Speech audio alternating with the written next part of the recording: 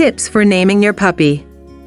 What's in a name? For our four-legged friends, a name can mean a lot.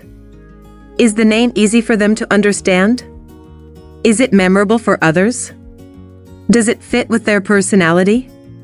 Here are 5 things to consider before permanently assigning your new dog their lifelong moniker. Best sounds for dogs. The key to naming your dog is making it as simple for your pet to understand when they are being called. You will want the name to start with a letter that has a sharp, distinct sound. A name that starts with a D, T, or K sound will be easy for your dog to pick up. A name that starts with an S or F, which has a softer beginning, could be a little more confusing for them. A dog's name will also work best if it ends with a sharp A or long E sound. Again, this will be more distinctive to their ears and easy for them to differentiate from other words. Size matters. As most dog owners know, the bulk of commands is either 1 or 2 syllables to make them as easy as possible for your pup to understand. The same logic can be applied to what you name your dog. Any name you give them that is longer than 2 syllables could get lost in translation from their ears to their brain. If brevity is not your thing and you would like to give your dog a really long name, you should work out the appropriate shortened version of the name because that's what he will end up being called within a week or 2.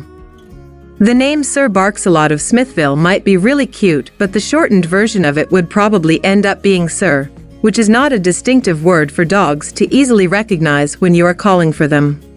Avoid command words. You will also want to avoid any names that sound similar or rhyme with the most common dog commands. Names that sound like sit, stay, heel, no, and come could be easily confused by your pup. Imagine how tough it would be to get your dog to stay if they are named Faye, or how difficult it would be to get them to sit if their name was Mitt. For public consumption. One of the most frequent times that you are going to call out to your pup is at dog parks.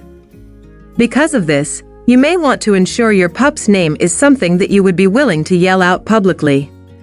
Your favorite band might be called the Doom Shackles, but is that really something you want to be heard yelling out in the middle of public space? Breed heritage. Need inspiration for a dog name? Take a look at their breed's heritage. Is your pup a Corgi?